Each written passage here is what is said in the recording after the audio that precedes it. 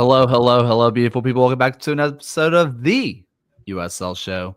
We are back with another week to cover my favorite fictional hypothetical league that one day could have pro rel, and I will tell you my idea after I post about it on Reddit.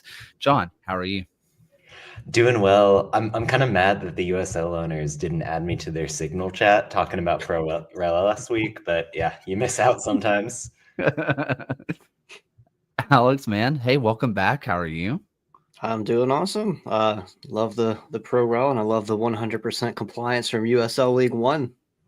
Had that confirmed from several people who were not named Rob Ucrop, who would not tell us.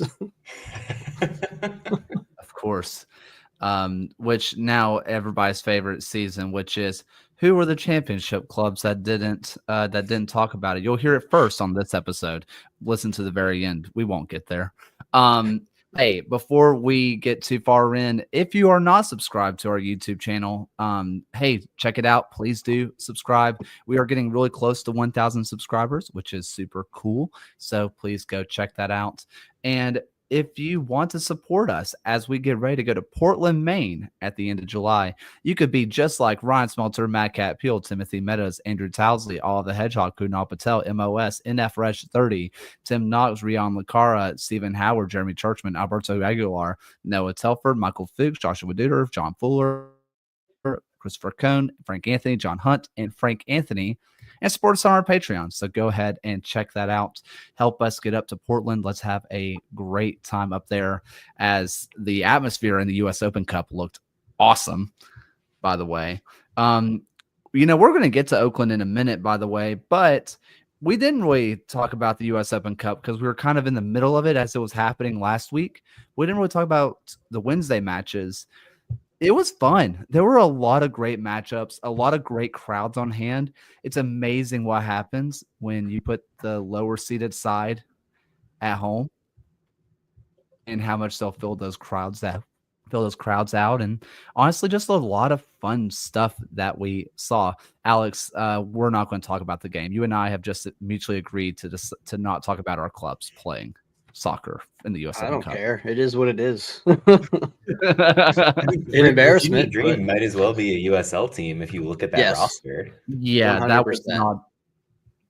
that was not a semi-pro side at all. Yeah, that was a group of guys who were just outside that pro bubble, and they were hungry. They were playing to get noticed. And if you weren't paying attention, I said that Legion were going to lose to Little Rock Rangers for like an entire week. That one was not a shock. Was I still mad? Yes. Was I shocked? No. But no, it was seriously a lot of fun. Especially Portland, I think, is the one that really showed out, where their first ever match and they were selling out of the place and the atmosphere looked insane. Honestly, it just got me excited for July 25th. So, but yeah. Hey, the big news out of this week, again, we're not talking pro rel this week. I'm sorry. But the big news that came out this week, we kind of talked about it last week. Oakland Roots gained in over 26,000 people into the Oakland Coliseum. And it was awesome. It was so cool. Our good friend Tommy gave us a mission on how many bicycle goals since 2021. And I can confirm, Tommy, that Oakland are the only team that have had 5 bicycle kick goals since 2021. Now, there's been a couple of clubs on 3, but nobody has 5. Super fun stuff. It ended up being a great matchup. I mean, obviously, San Antonio gets a big win in the end, a much deserved win in the end. But I think that the conversation, unfortunately for San Antonio fans who deserve their flowers, is just the Oakland Roots and everything that they've done to build a good following over there. Yeah, per Nicholas Murray. Per Nicholas Murray, it would have ranked 3rd in MLS this weekend, behind Seattle and Charlotte. So that's not too shabby.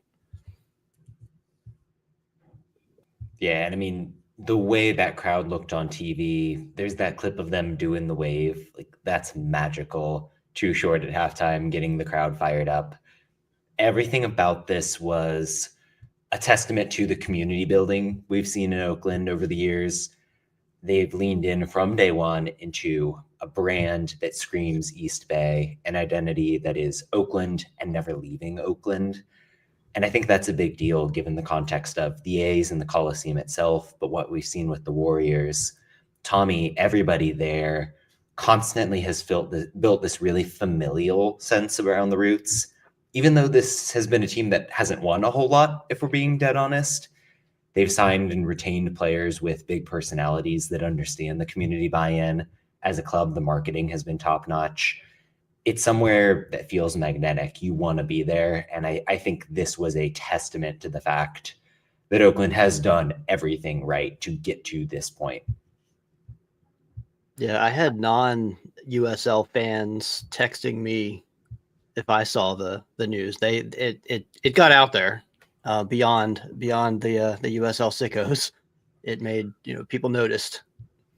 I think one thing that was very fun about it is, honestly, it just kind of led to more John Fisher being crapped on, of just like the A's could have had this, but John Fisher actively chose not to, like crazy. It was just super fun. Now there was the issue about the Mexican like homophobic chant come up, and that kind of left a stain on things. And I'm not trying to pave over that by any stretch, but I would also say that that's not an issue that the Roots have had before. So for me, it's one of those situations of these are new people that were coming in, and from everybody that I heard boots on the ground, they were actively trying to stop it as it was happening. Like people in SGs were trying to shut it down as it was happening. There is only so much you can do. What can the club and the league do about it? I think that's another conversation. But this is not like the Roots have a history of this in the slightest. So maybe it's something that sorts itself out organically, as it's not the culture of the club. Yeah, 100%. You talk to anybody involved with that team and that fan base, and that's not the culture there. Quick shout to the comment from you in there in the comment section. What are the odds that they maintain this after that performance? I feel like if you are a fan who is dabbling in the USL and saw that game, you don't really care that the Oakland Roots lost a tight match. Like, you were buying into the vibes. You were buying into the fact that, okay, we're doing something that's really celebrating this community. If Oakland goes and keeps losing every single week, maybe they take a hit. I think there's a real chance this team finishes with an attendance average above 10K, like up there with the New Mexicos, the Sacramentos, so long as they keep playing their cards right. And that's a really big deal. I mean, my thing is even if only half of them show up, 13,000 is still going to be the biggest attendance in the league.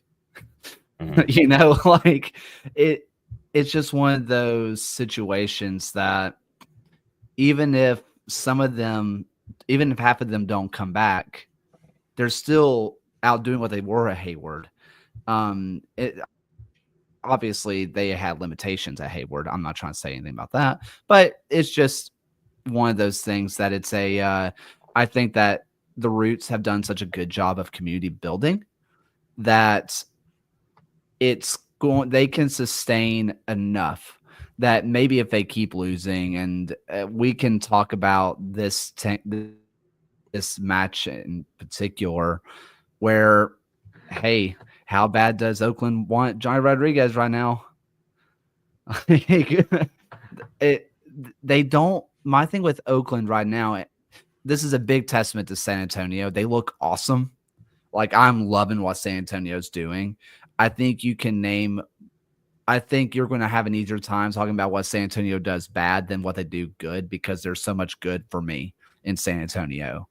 With the Roots, they feel like they're a piece away, and it feels like they sold their piece away. To me, the problem isn't even the striker spot. Like the fact that we really are rolling with Tyler Gibson and Daniel Gomez in that midfield week to week. That as much as I love Tyler Gibson and think he's a legend of the league, I love the local aspect that Gomez brings to the table. That just doesn't cut it at this level in this improving division. I think certainly having somebody of Johnny Rodriguez's caliber would help, but you think about the way that game played out. Almost every time that Peter Wilson got the ball up top, Mitchell Tainer was breathing down the back of his neck, making sure he couldn't do anything. And Johnny Rodriguez wouldn't have fared much better. I think San Antonio knew how they wanted to defend. They never let them get out in transition. It felt difficult to get anything going in terms of progressing passing moves. Some of that is Oakland, again, but I think by and large, this was yet another result where you look at San Antonio and come away very impressed. Well, let's go ahead and move over to the Super League. And we have the biggest blowouts, not that we've seen this year, obviously, but of the weekend. And it was Carolina Ascent versus Lexington, where the Ascent win 4-0. And it was an easy 4-0. You end up getting Harding with a brace. You get Mia Corbin with a goal. You get Riley Mattingly Parker with a goal. And it's one of those things that it was just an absolute rout from Lexington against Lexington for Carolina. And Carolina is finding themselves, if I'm remembering correctly off the top of my head, tied for points as second and third, basically, and they're knocking on the door for top of the table. This is a team that is in form, and it's a fun team that maybe that signing that they had from Tampa Bay Sun of Riley Mattingly Parker, yes, I'm biased, where maybe she was a bit of the missing attacking piece. Absolutely, with Riley Parker in this game. Carolina has been from the jump a team that wants to be pretty expansive in the way they build out. Like they're in that kind of 4-4-2, 4-2-3-1-ish base, depending on how high up Mia Corbin wants to play. But they're really looking to switch you over the wings and rely on that. Riley Parker is the perfect player to take advantage. And you saw her getting behind, isolating against a fullback a number of times. I want to say she ended up with 3 or 4 shots and I think a goal as well, but really stirring the drink for Carolina. Sort of a similar discussion to Oakland where Lexington just didn't bring it on their side. So many sloppy mistakes from the back. I thought the ability of Carolina to isolate them again and again out wide was a real red flag. These are problems we've been talking about since the Super League kicked off. We're under new management at this point in Lexington, but it's still kind of this game of whack-a-mole that they can never quite win. I watched this match, but I don't really remember this. I'm kind of looking at the average positionings that's on the website. And I watched the match, but I don't really remember this. Was Emma Johnson, the right back, really tucking in that far into the middle, like the entire time? Like, it's listing her almost as a central midfielder. I don't remember her being that inverted. Mid-game position change. Okay, that makes more sense. Yeah. But just in general, this was I do feel bad. It kind of gets brought up into the chat where it feels like that we only talk about Lexington Super League when they perform badly. When have they performed well?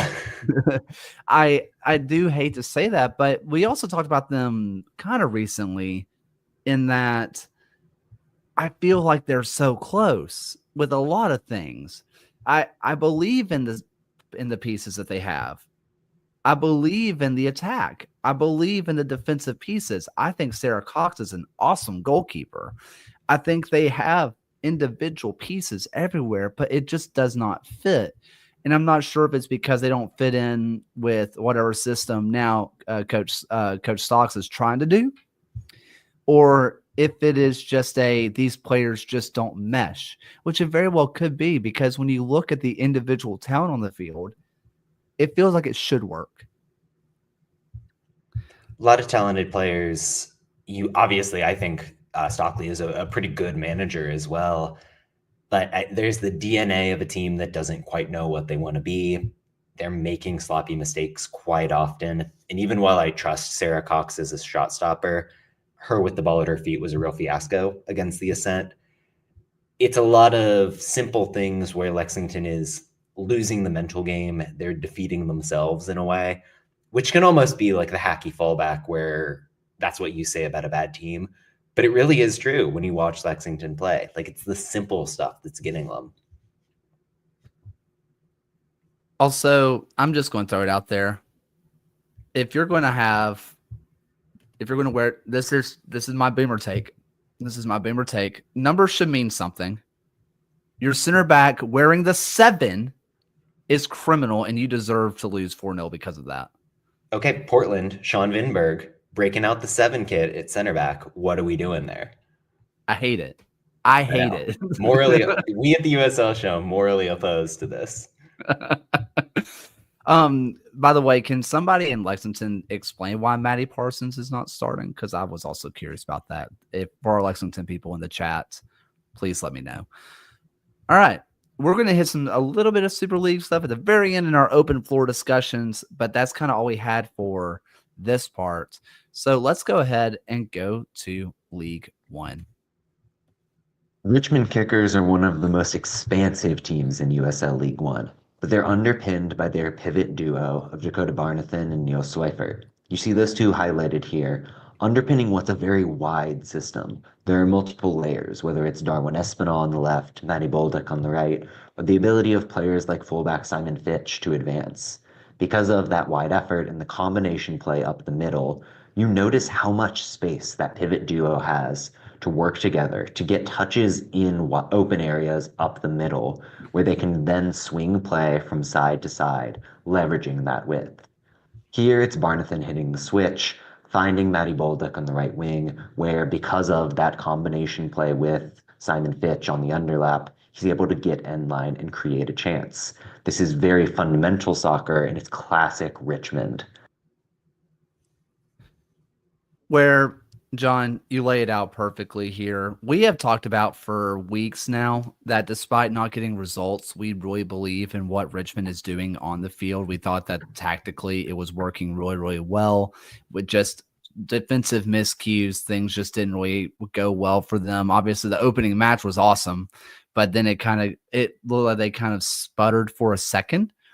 And I had a real fear moment, Alex, before we come to you. I thought Terzaghi was broken. He had missed 2 penalties in a row. Bad. And it was like, okay, is Terzaghi broken? Is he like, what's going on here? Is this the sad decline? And then he does what happened down in Phoenix, but way better because he meant to do it. And, he just is back to being Terzaghi. He is back to being El Rey. Alex, what say you from what you saw? So, shout out to Elliot Barr for recording the post-game press conference when no one else does. But Terzaghi claims that at halftime, he and Darwin Espinal had a conversation in the locker room about how they noticed that Carlos Aviles was playing high constantly, and said if they get that chance to get the ball to Emmy, and he's going to put it in. And, obviously he did it. And, from what we hear, he's done that 100 times in practice. So he was ready for that. That rocks. Can I get that quote, but on top of like the LeBron James claiming to say something before it happens? No, but like, Alex, what came together in this match for you? Like, it obviously they go down early, just some awkward mistakes, when playing out the back goes wrong.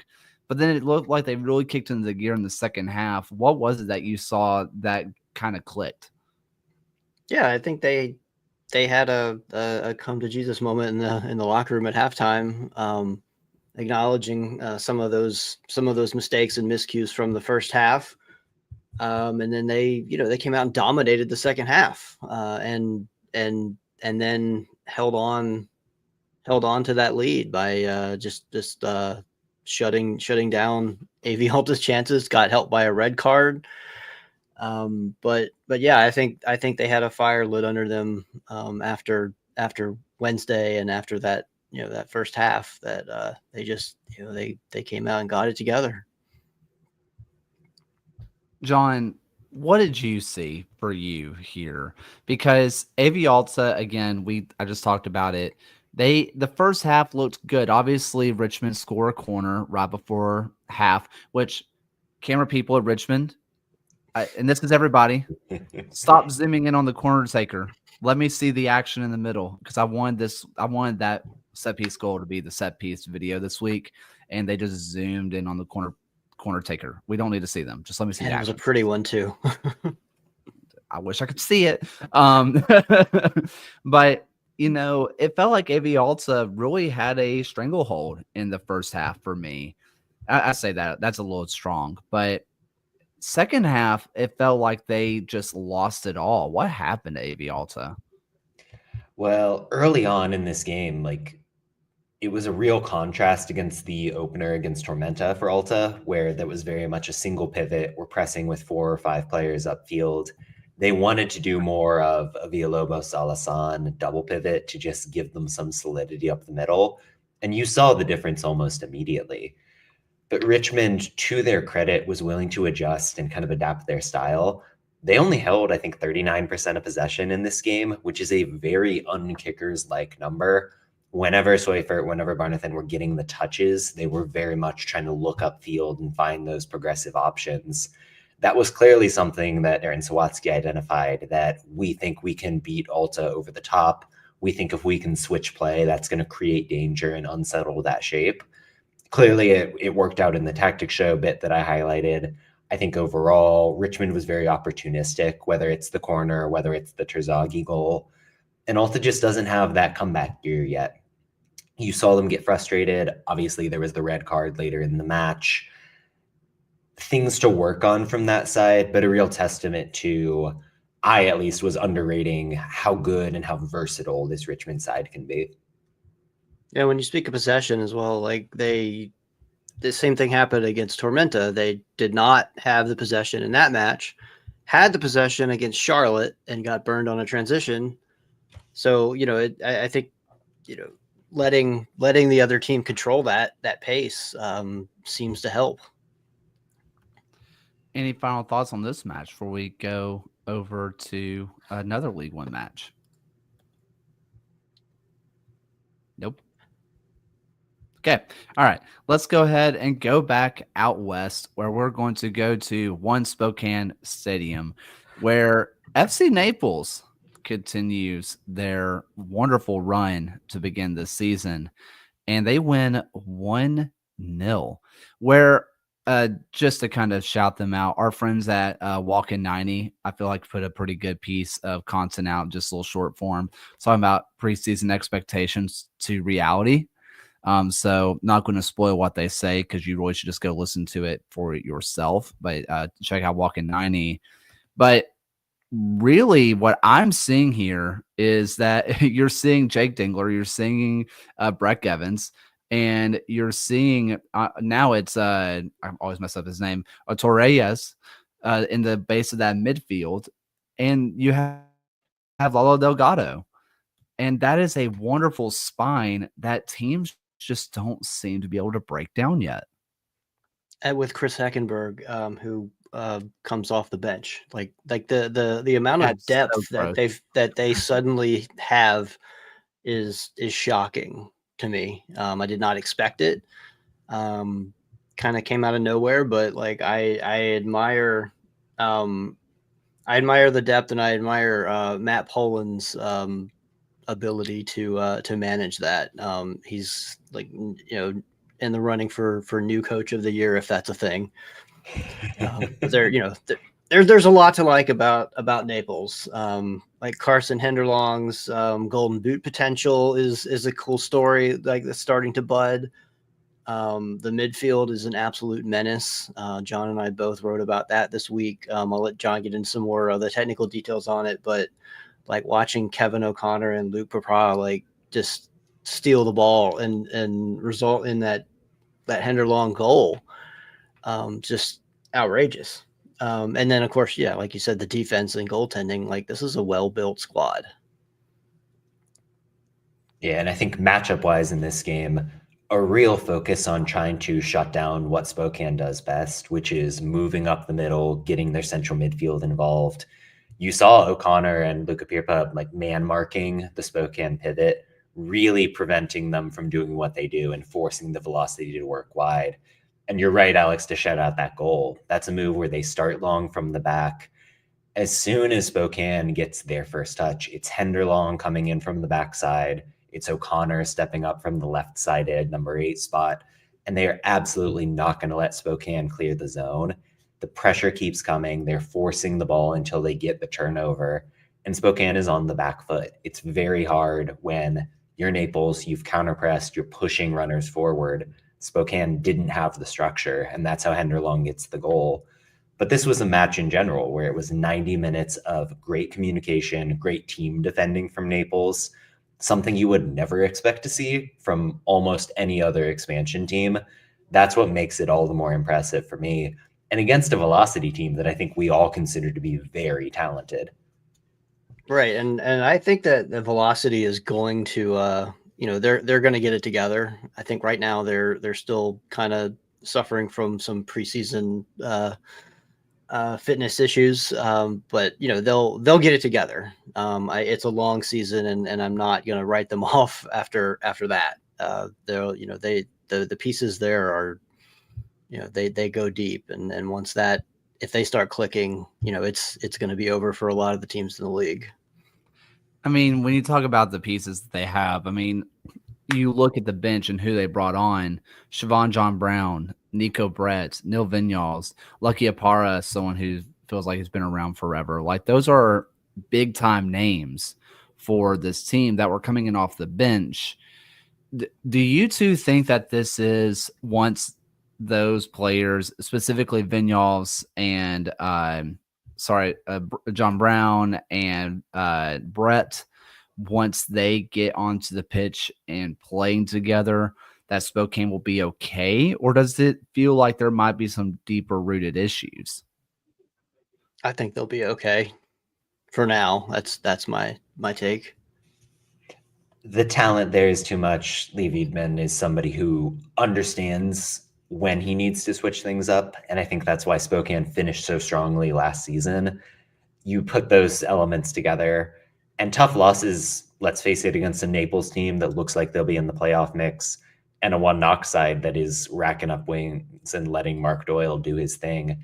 That's not exactly bad in terms of resume building. So no worries about the velocity. They're not Lexington. Sorry. Yeah. Well, that was okay. That was going to be my USL first take question. When do we start putting them on a Lexington watch? A team with all the expectations in the world, with all the talent in the world. When do we start putting them on that watch? From what I understand, a lot of the big signings, and especially guys who are international, were late getting the visas, so they didn't have that preseason run up. For me, that buys extra time. In addition to the injuries, in addition to the lateness of someone like a Chrysler coming in, I'm willing to say, like, as long as Spokane is hovering around the playoff line come summer, I'm still here for this team because I really believe in all that upside. Yeah, same. Awesome. Any final thoughts on this match before we go to the championship? All right, well, let's go to the championship, where we're going to be spending a good bit of time in the Motor City. First off, with the USL Championship Tactics Show. Has taken an appreciable step forward in terms of their attacking patterns this season, and it largely owes to the ability of their forwards and midfielders to interchange and overload the half spaces. You're going to see Ben Morris dropping for a touch here, while midfielder Jesse El Cedeno steps above him, but there's layers even beyond that. Alex Villanueva is there at the left wing back spot, and Detroit made great use of that in their draw against Birmingham over the weekend. Here, though, Ben Morris is going to dictate play. He's going to cut across the face of goal, beat defenders, draw defenders in before finally working towards the right wing back. When the moment arises, because of the two players ahead of him, Morris has the space to make a delayed run toward the edge of the box where he'll be able to score. It's sophisticated, it's smart, and it's classic Detroit in 2025. And we'll get back to the Birmingham side of this later for a set piece show. But Detroit looks awesome. And the kind of joke that's been kind of going around, I saw it pop up as a reply, was Maxi Who. What Ben Morris has been doing has been awesome. Sardinia has been great. I've been very impressed by him. And someone who's new to the league, but is quickly showing why they brought him in, is a Darren Smith, who in Finland was a top goal scorer. Now he's showing some pretty good finishing prowess of his own. This team looks much more dangerous than they did last year. And I'm not saying we overrated the loss of Maxi Rodriguez, but I do think we might have underrated what they already had here.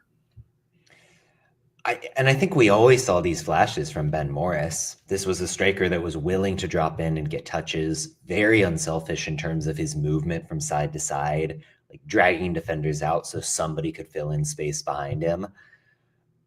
I obviously think Maxi is a tremendous player. Like, you would never willingly choose to get rid of somebody that good. But there's an argument to make that Detroit maybe rested on their laurels and became too reliant on him. They became easier to defend against because it was Maxi and then question marks about plan B. This team can kind of beat you from anywhere.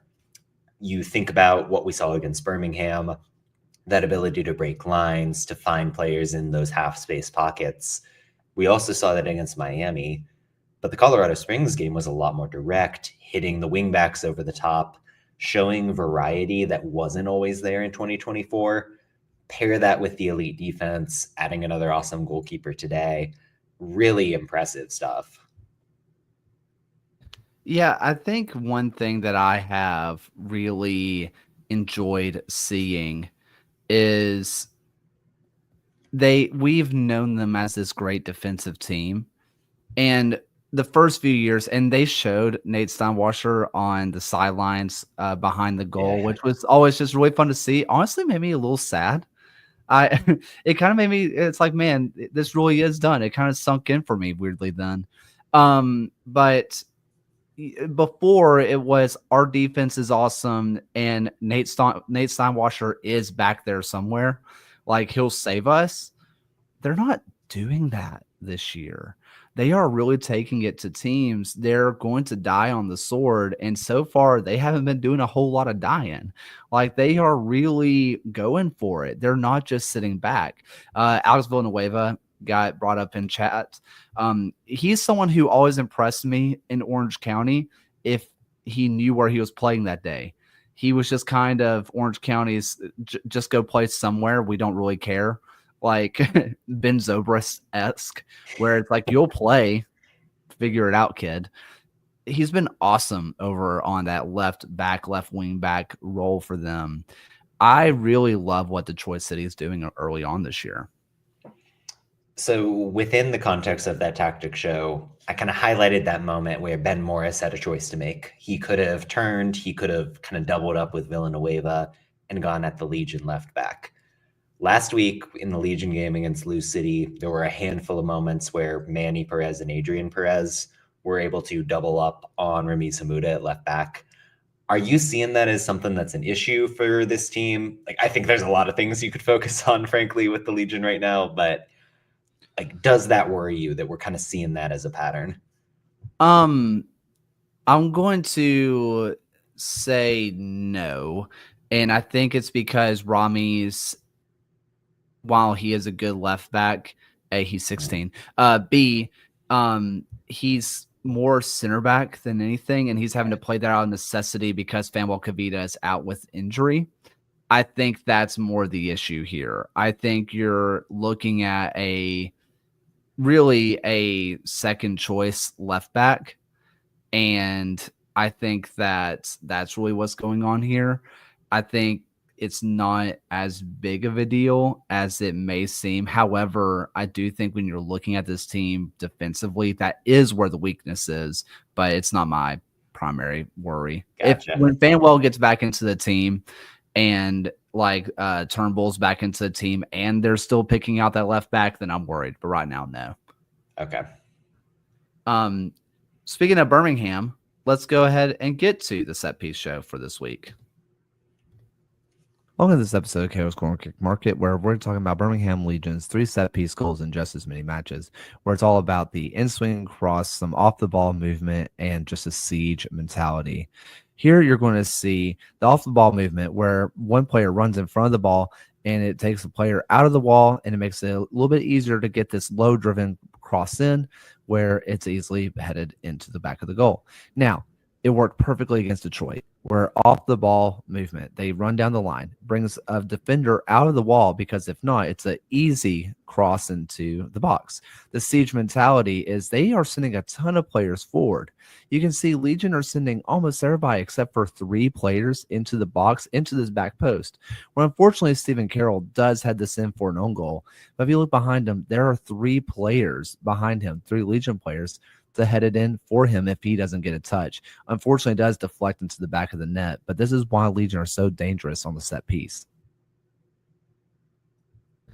And that is why Birmingham was able to get back into this match and almost took the lead as Kobe Hernandez-Foster hits the wall and it hits off the post. Came really close. Set pieces are why Legion have been in all these matches. And honestly, it seems like now that they have 2 really good set piece takers in Torres and Kobe Hernandez, it seems like this is going to be something that's going to be the secret weapon for them. Yeah, I mean, to kind of invoke Lou City again, that was a great team in a lot of ways last year. But the fact that they were so dominant on set pieces and especially their corner kick offense, that's the reason they coasted to the Players' Shield. Obviously, the Legion are not going to be in that discussion this year, but it's something that could get them into the playoffs if they keep pushing it, if they keep being creative in the way that you really nicely broke down there. I could have spent 5 minutes on the first set piece goal that was in there. The way, and Legion have always done this, where they do, and I don't know the technical terms, so I want to use like American football terms. They do a lot of stunts where players just kind of cross. They do like a lot of scissor concepts. If you play basketball, a lot of rub concepts where they kind of trade off players, almost like a mesh concept in football, where if they're playing man-to-man, they're going to run into each other. They do a lot of dummies where they fake a run and drop back. There are so many moving parts that even if you're a coach and you know every single detail, I don't know how you keep up with it. The difference is this year, while you do lose Alex Cronale, who is 7'12", I think, you lose him, but you gain better set piece takers, and that alone is going to be enough to like get you goals. That's going to be enough to put pressure on a back line. And for Detroit, like you saw with Stephen Carroll, and the reason you do that in swinging cross, right, is because all you have to do is touch it, and it's going to go into the back of the net, or at least go goalward. It's not like an outswinger where you have to really position your body and push against momentum to make it go forward. You're going with the momentum. Stephen Carroll is just unfortunate that he touches it with the momentum, it goes in. That's why they are so they emphasize so much that in swinging cross. So, anything else on this Detroit City match? Like Tregarthen's energy off the bench, think he could be a useful player. He's a stud. He was great for Asheville City last year too. He was really, really good for them. Kind of a play anywhere player for them as well. So I like what he has to bring. All right. I'm going to kind of go producer's choice here, where I would like to go Sacramento versus Switchbacks, where Sacramento look good. They're coasting. Oh, penalty Colorado Springs. Oh, penalty Colorado Springs. It's 2-2. I'm just going to ask the first question, which is, was the second penalty call the right one? That's a fair question. maybe a little harsh for my taste, if we're being honest here.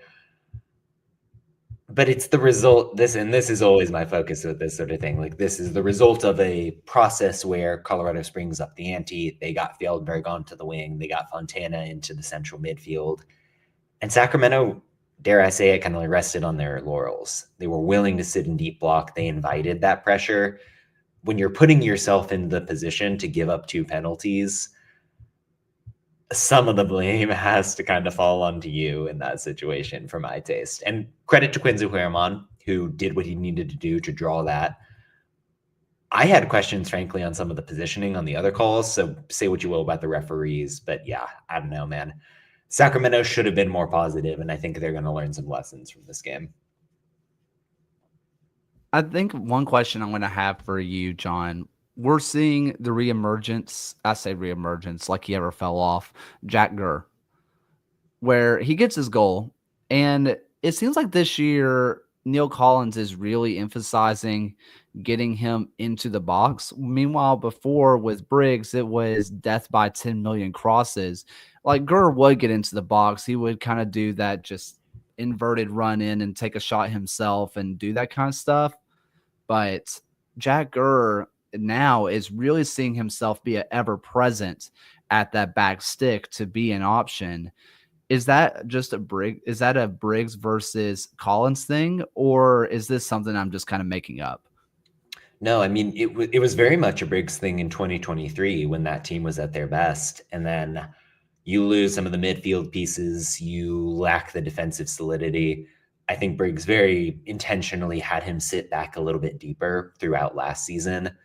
Neil Collins comes in. This team is defending in a 4-4-2, and Gurr is sitting back like a proper right back. But when they get into the attacking zone, he's allowed to do what he wants, get into the box. The goal was a great example where Russell Cicerone kind of gets the touch in zone 14 on the edge of the area. He's drawing the defense in, very similar to the Ben Morris play we were talking about earlier. You're getting that forward who has the gravity. The right wing back is making the run. When it's somebody like Jack Gurr, he's going to the far post. Simple chip from there to get the goal.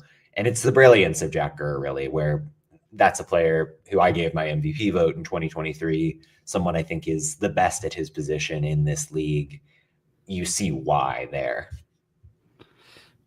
I think in general, I know that the conversation should go over to Colorado Springs, where Colorado Springs does take it to Sacramento. They need to be talked about positively here, right? But I still come away from this match concerned because you are a failed conversion by Justin Dillon from losing 2-1. I know that's not fair. You're a ref saying, that was a little soft from losing 2-1. Is there concern for Colorado Springs? I know it's so early. I get it, and that's kind of what we're talking about. But I'm a little bit concerned that they just don't seem to have that final touch in the final third. They don't seem to have the finishing boots on quite yet. It's a fascinating situation there where Akeem Ward sits in this game and they go very defensive with Aiden Rocha at right back. That's a decision that they made because of their defensive issues, but it really hamstrings you in the offensive sense. I think in the midfield, we've not seen the connection we would have expected from Adams and Micheletto and Zandy quite yet. For me, Juan Tejada simply wasn't doing it, and I think they improved appreciably once he had to go off and Justin Dillon came into the game. Obviously, Dillon's impact was best felt in terms of the penalties, but making a striker's runs, holding up play, that's the real strength of his game, and it gave Colorado Springs the anchor they needed on the comeback trail. There's enough talent here that I trust James Chambers is going to find what he needs. We saw Colorado Springs start with 5 losses in a row last season or something like that. They know how to let this develop, kind of find their mix as the season goes on. So I am a bit concerned, but I think they're going to find a way to get out of the pit here. So it is time for our open floor discussions. Okay. And I'm going to lead this one off really fast. And I just kind of want to loosely mention Phoenix versus Rhode Island, where it was a fun match. It was very fun. Rhode Island cannot stop drawing to save their life. They physically cannot do anything but that. It was JJ Williams early. Damian Rivera was awesome. And that was the one might be my goal of the season. I know long goals make people happy, but you're not going to find a better goal than what he did. Just 3 touches in traffic on the half volley finish. That was disgustingly good. It was just a fun match and just a lot of great forward play all around. The way I gasped when Damian Rivera took those touches, bobbled it over the center back and slammed it home, like that was, I completely agree, one of the goals of the season, if not the goal of the season. But overall, like that was a moment that only came about because Pamuduka was confident making changes halfway through the game. Phoenix started this in a 4-3-3. They were getting overrun by Rhode Island, and a Rhode Island team that was playing quite expansive, letting Dequa stretch. Rising didn't have an answer. So at halftime, Kaw decides, okay, we're playing against a team with 3 center backs. Why don't I just use 4 forwards? We're going to try to overload them in that attacking area. We're going to trust that Noble Okello and Hope Aveveo can do what they do in the midfield. And it worked out. And I think that goal for Rivera, that's the highlight, but it starts with interplay on the wing. It starts with this real great combination play to get him in that position. It's concerning that Phoenix continues to kind of dig themselves into holes every single time they play. But I mean, there's a credit to Kaw that he is understanding the game state, understanding the tactical matchups as they develop.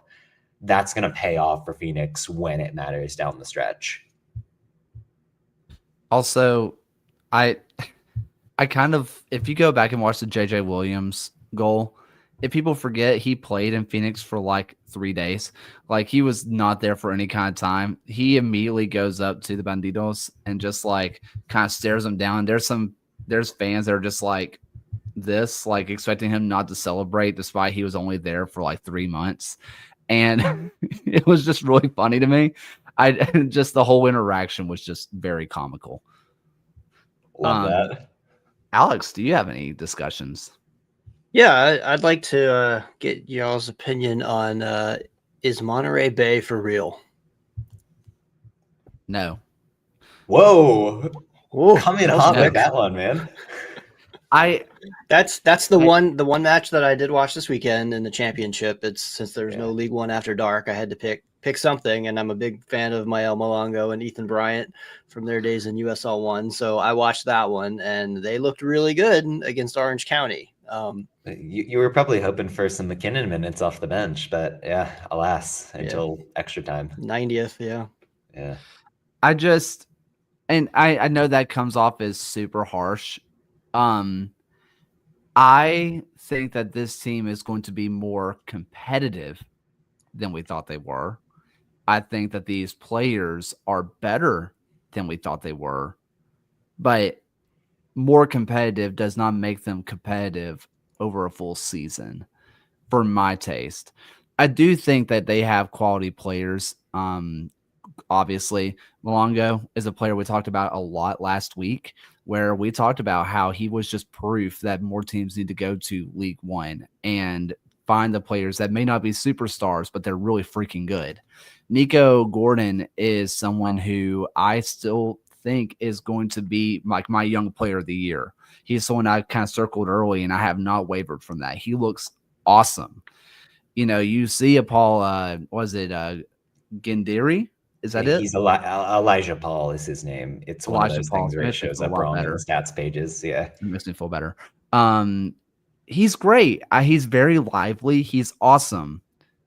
But I also think that when Monterey Bay plays their best game and another team like a New Mexico, like a Sacramento, like a San Antonio, even Orange County played their best game, I don't think Monterey Bay stacks up.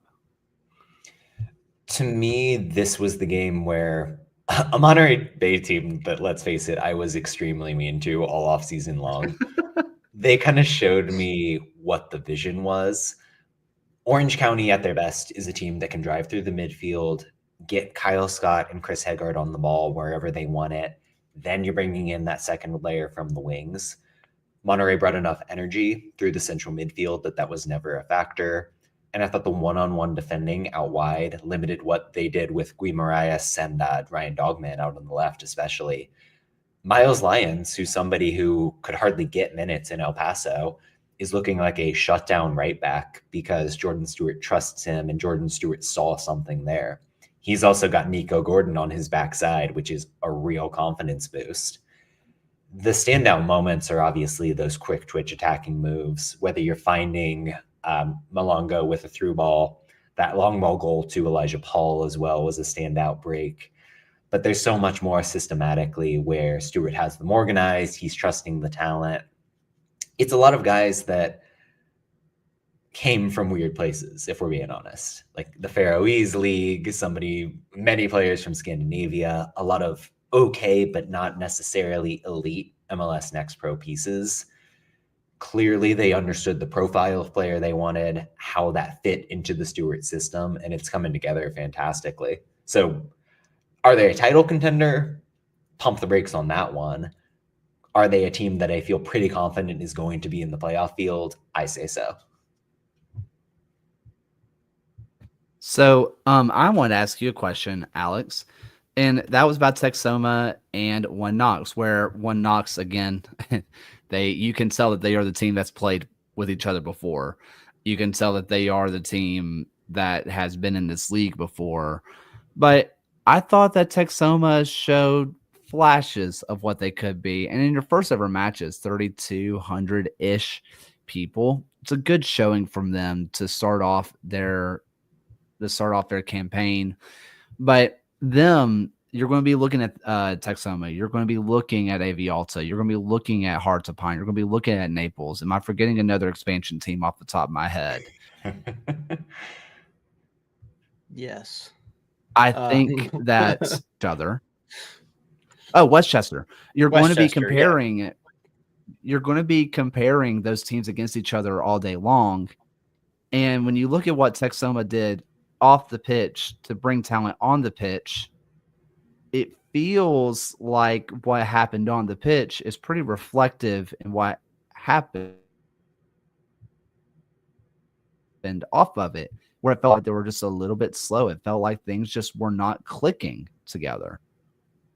Yeah, Texoma, they've got a lot of talent.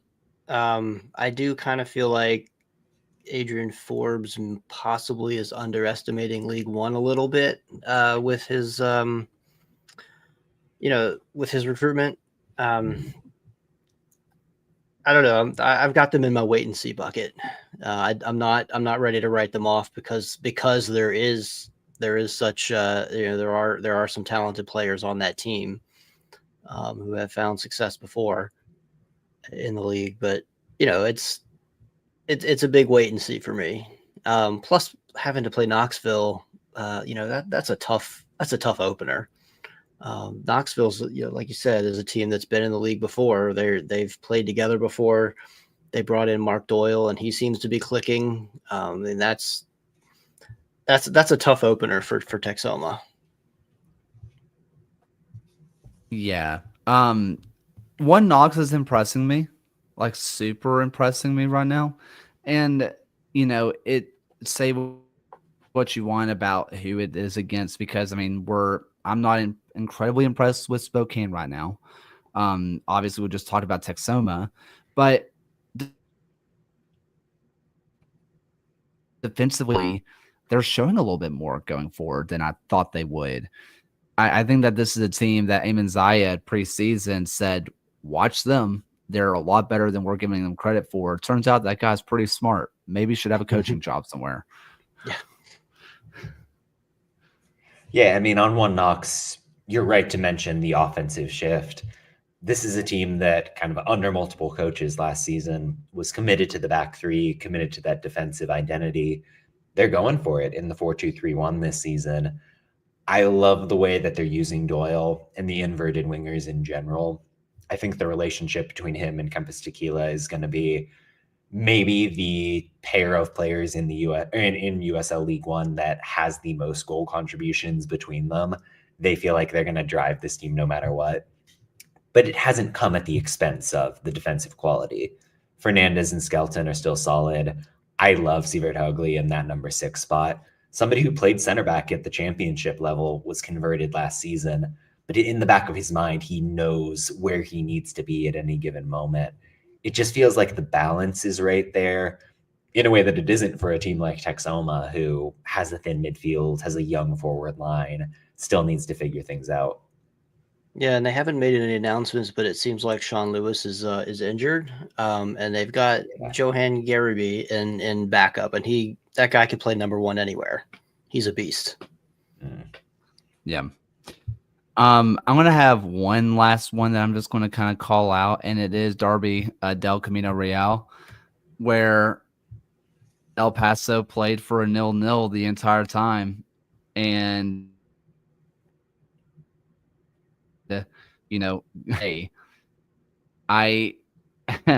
man, it hurt watching that, because I feel like as Phil and I continue to be just soul linked together at all times, I see El Paso lose and it makes me sad now, and it's weird how that happens.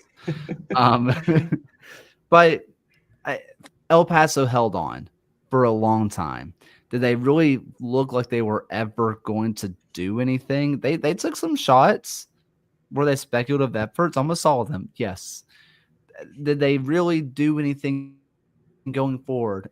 Not really. But, man, defensively, it looked like they were holding on. They looked like they were going to do it. But Hurst is just that guy, man. He got over that 2-year slump after leaving Omaha, ?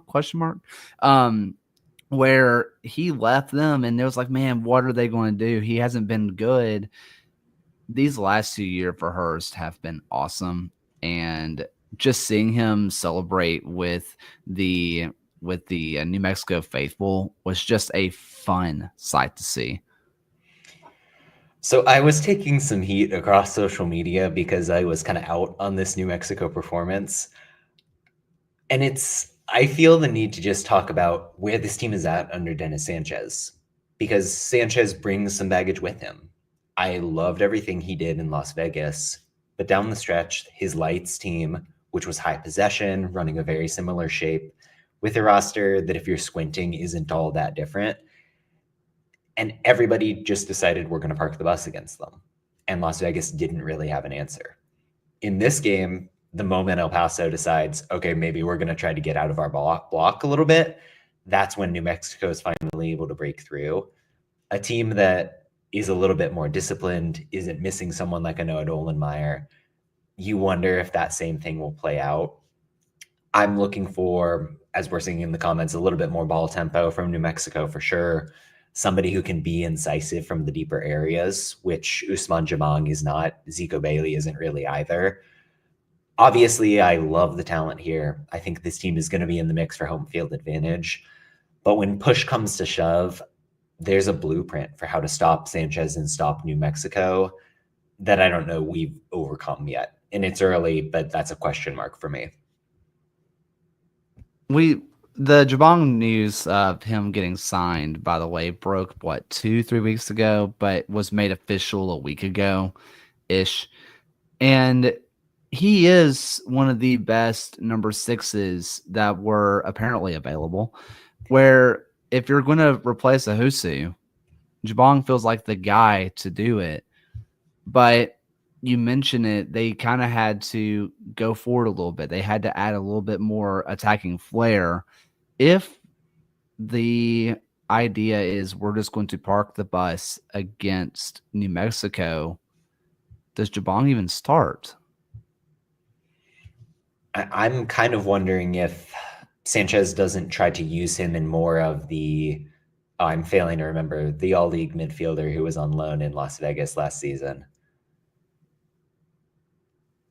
Super good with the ball at his feet. Oh no. Hold on. I'm on it. We'll get there.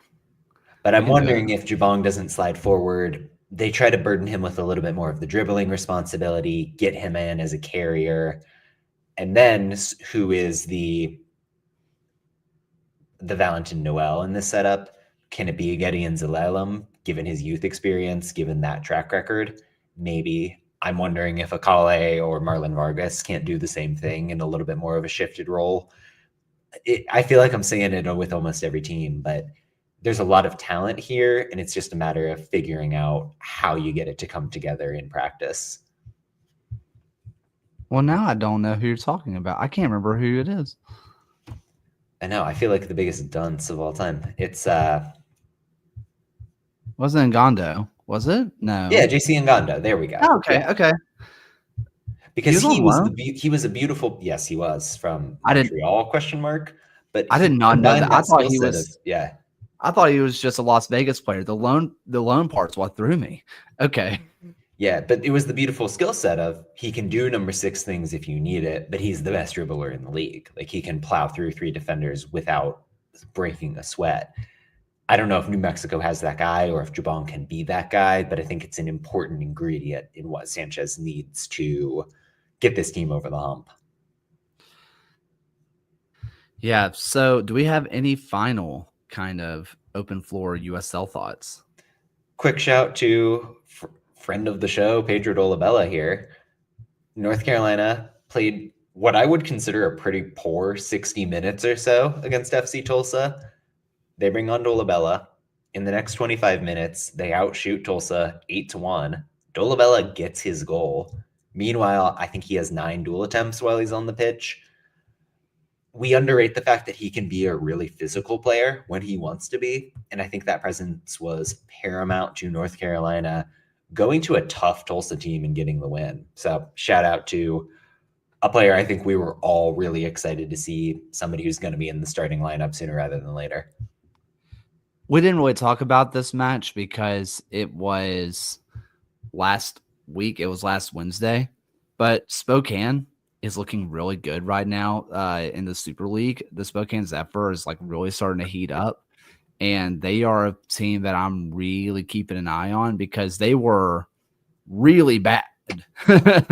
Really bad. And they're starting to turn it around a bit, where I am looking very favorably towards this Spokane Zephyr side that maybe if they can just kind of keep on their trajectory, maybe they're going to be fighting for that 4th and final spot in the playoffs. It's going to be hard because they dug themselves a hole.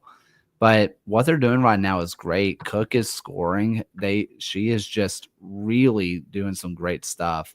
And this whole team is just kind of playing a team attack, team defense, and it looks a lot better than it did when they ended the fall section of the league. I've believed in the principles and the style that Joe Johnson has been rolling with pretty much all season long. My issue right now is that if you look at the table, they're 8 points behind Dallas. They played 1 more game than Dallas. That's a pretty big hurdle to clear if you want to get into the 4 seed and make the playoffs. I think it's a real boon for the Zephyr project in general. Like you can trust, okay, we have the vision. We understand where we're going as a club. We feel good maybe rolling into the season after this. But I don't know, man. This is a tough league. There's not going to be a lot of easy points for Spokane to make up that ground. Well, when we talk about this Dallas team, we'll go ahead and get into that with our predictions, which are brought to you by our good friends at Equipped Studios. If you want affordable, customized kits that are not just used but trusted in USL League 2, shout out to West Junction. They are going to be used in League 2. They're going to be used in W League. Our good friends at Equipped Studios, friend Austin, just makes fantastic work. I always bring this up. It's right here. It's one of the best feeling jerseys that I own. It's awesome. I would wear this jersey long before he sponsored us. A long time. This was one of my favorites. My wife said I looked good in it. So if that's not everything that you need to hear, I don't know what is. So for just $40, you can get a customized kit for your Sunday League team, for your SG, or maybe you just wanna. And if you tell the USL Show sent you, say, hey, I want my wife to say I look good. they'll let you have the family and friends discount at just $35. Check out equippedstudios.com. But I mentioned Dallas, and we are going to be heading down to the Deep South as we are going to be predicting. Well, sorry, it's going to be Carolina. Excuse me. Carolina versus Dallas. We mentioned Carolina earlier on in this show where they put up 4 against Lexington, but this Dallas team, arguably the best team going in the league right now. What say you, John? When I talked about Carolina earlier, I kind of highlighted the fact that they really want to beat you up the wings with that aggressive play toward the sideline. Dallas, when they slide back into that low block, they're able to stop that. This is a team that dominates because they're able to control territory, push forward, and kind of leave 3 center backs back to be a safety net. But they know how to stop a club like Carolina. They're in great form. For that reason, they're my lock pick for the week. Alex? Carolina is the team that I normally follow, but I'm going to go with Dallas.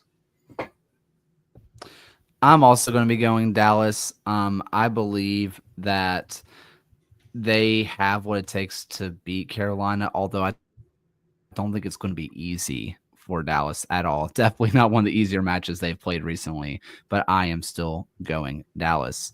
We're next one to go. Hey, talk about the scene of the crime. Maybe the men's side can make right by it. Where we're going to have Lexington versus San Antonio. Hey, if you're a championship fan, I'm just going to tell you, I think this is the match of the week. This one is so much fun. This Lexington team is awesome. And San Antonio, we talked about it last week, possibly have the best center back pairing in the league with Tainer and Cronale. They have it going forward right now. This is going to be a fun matchup between these two squads. Who you got, John? Yeah, I mean, you stole my note because I also said, this is the game of the week. Fascinating tactically. I'm so excited to see these systems go at each other. I think the big test for San Antonio is, can the fullbacks get the job done? We know Tainer is going to be there. We know Cronale is going to do the job. But Jimmy Medranda and Juan Osorio are a bit untested at this level. And Lexington is terrific at overloading those spaces that'll be key at the fullback spots. I'm picking San Antonio. I trust their system. I trust their counter, and I think they can do it. But I'm excited to see what happens no matter what. Alex? Yeah, not a lock at all, but I'm going to go with San Antonio. I'm very torn. I'm very, very torn. Where we've seen Lexington play really, really well, right? They win 2-0 against Hartford. They draw against Orange County. They draw against Indy. And in between that, a US Open Cup match, of course. And they have looked good, but have they looked good against teams that are as good as San Antonio? Well, I don't think there's many teams as good as San Antonio, frankly. So I'm going to go with San Antonio purely because I think they're slightly more battle tested. Slightly.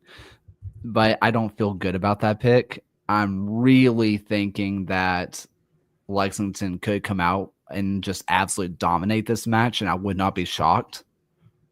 And I don't like this match to predict, but I'm going to go San Antonio until they prove me wrong. Yeah, the 2 outcomes of this game are San Antonio wins 1-0, or Lexington drops 4 on them, and it's a rout.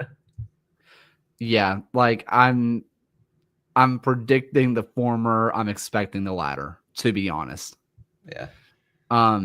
Finally, we are going to end it where the Henny flow, where we have Ford Madison versus Richmond Kickers, where last time we had this fixture in Richmond, it was on CBS Sports, and it was one of the best matchups we saw all year last year. I believe it was O'Dwyer who had the game winner at the very end. Hey, he's already got his scoring forehead going. Can he do it again in the Henny Derby? One of the coolest, if not the coolest rivalry in U.S. sports altogether. John, what do you think? I mean, I think the struggle for Madison in that first game against Naples was a real inability to break down a set defense. Can Richmond be as organized as Naples? That's a question mark. But there's something about this game that kind of brings out the best in both sides. I don't have a strong leaning, so I'll just cop out and say it's going to be a draw. Love that. Alex?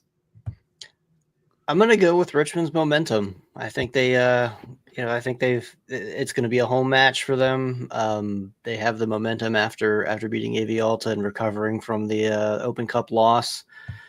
I don't quite think Madison is gonna have things together yet, so I'm fairly confident on Richmond with this one.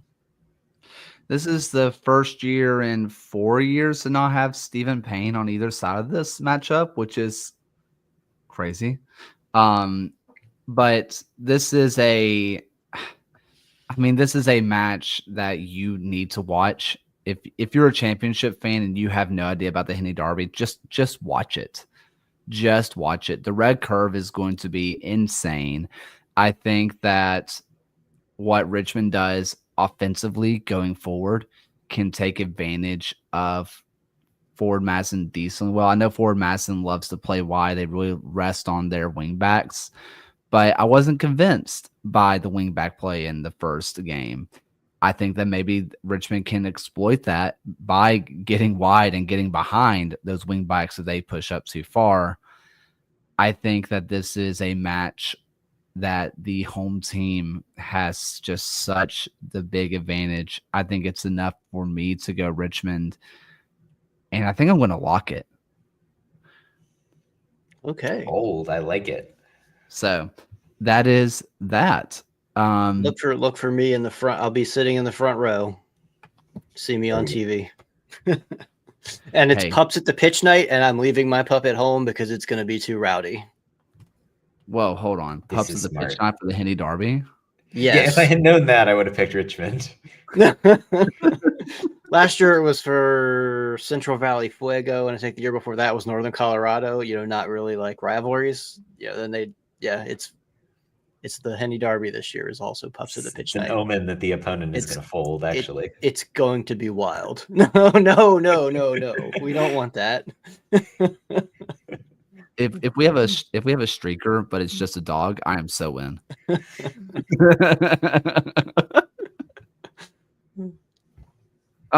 Any final USL thoughts for y'all?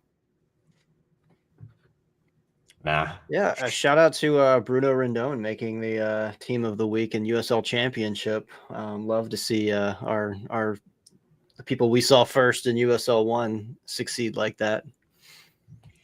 Absolutely. I thought Indy looked a little bit fraudulent, but he was great individually. So that's a little bit of you preparing for the worst, though, as an Indy fan. I feel it constantly, but like Lexington.